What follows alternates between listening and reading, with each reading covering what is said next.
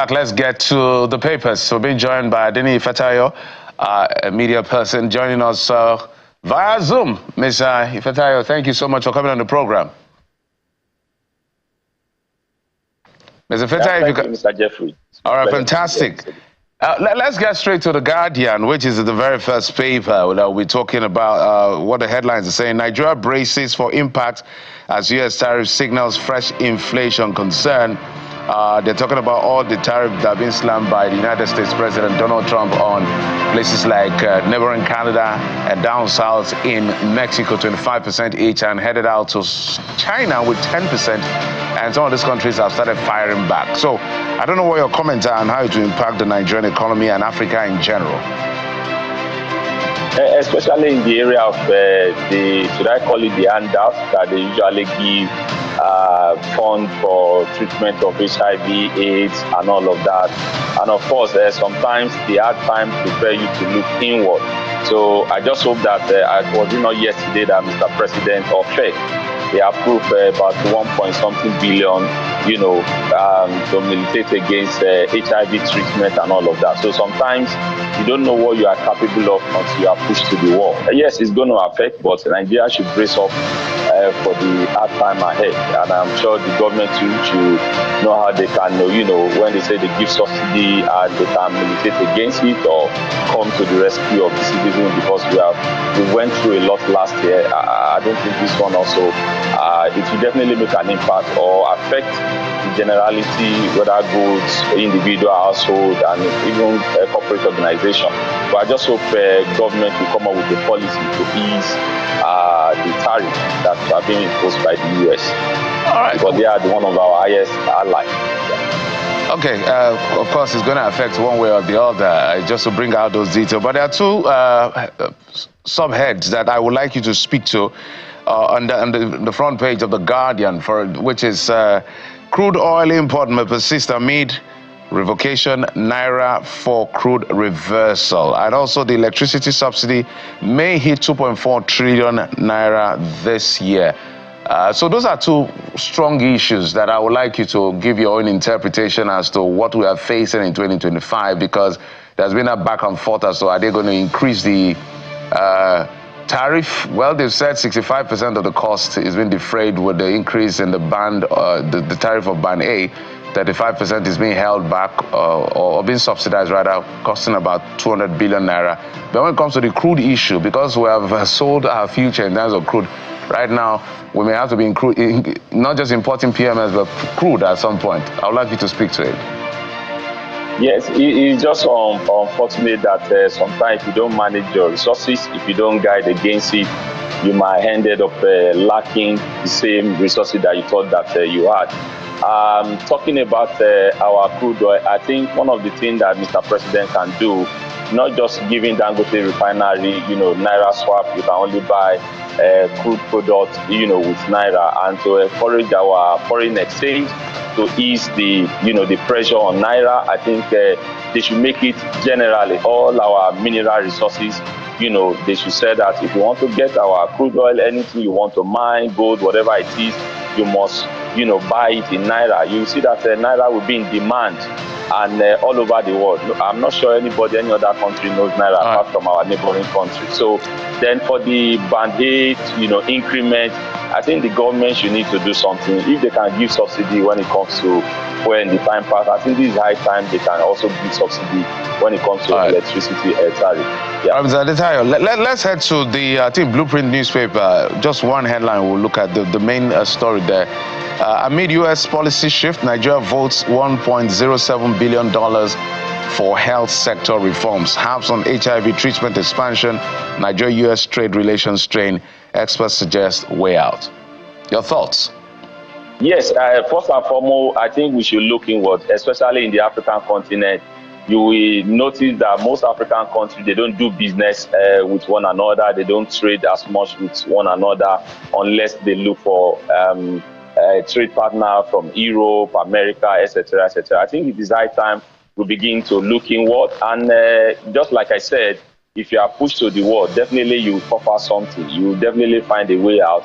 It's a good thing that Nigerian vote 1.7 billion. I think this is the highest to have on HIV treatment and expansion.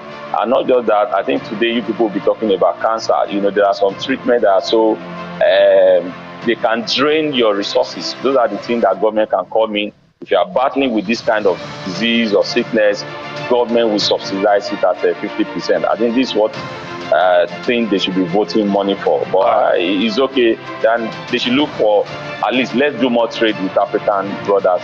All right, Mr. Adesanya, let's stay with the issue of health. Today is World Cancer Day, 4th of February. The headlines on the leadership newspaper, which is the next paper we're looking at, says treatment costs wears out patients' families. Breast cancer treatment costs 20 million naira. Deaths of specialists. Late diagnosis limit chances of survival.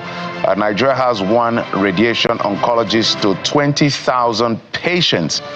24 Nigerian women die daily from cervical cancer.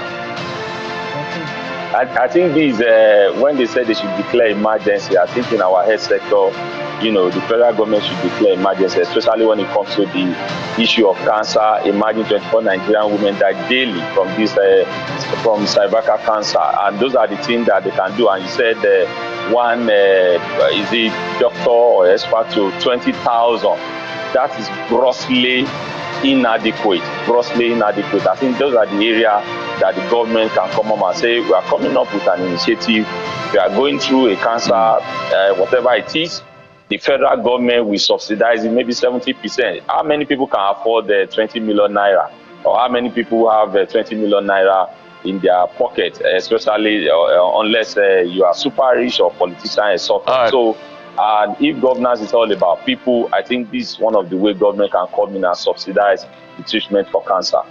All right, let's go to Nigerian News Direct. That is a bit more political in their headlines this time. Kaduna Assembly Committee indicts El-Rufai over alleged misappropriation of 423 billion naira.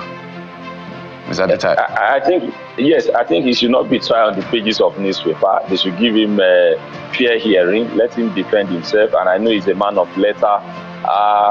When I see the headline like this, I always wait till the next day or in the afternoon to see the response of those or the individual that said he's been indicted. Of course, and if he's been found wanting, he should meant to face the wrath of law or to pay the price, and that will serve as a deterrent to all our political office holder. You know that the office have been given to you, it's been entrusted, and you must discharge your duty and be transparent about it. Transparent is one of the things that is putting our political class in problem. When you are doing things, on a shady deal and all of that, well, I didn't expect much from them than to, of course, indict him because, it's from another party to another party. It's very rare for you to come from opposition and you want to go scot-free. But let them just give him a fair hearing, and I know he's a man of letter, he can defend himself. All right, I would like you to speak to this one within the Southwest, where 7 policemen, we understand, were shot and scores wounded in Oshun Obaship crisis, where that should be on the front page of the Nigerian Tribune. 4 of the youths were killed in SRK community, as alleged. Governor Deleke has actually ordered arrest, prosecution of perpetrators and sponsors. What's going on? Yeah, it's just a pity that sometimes whether the gods that made mistake, whether the gods are being bribed when it comes to the issue of Obaship, in Nigeria or Southwest, so to say.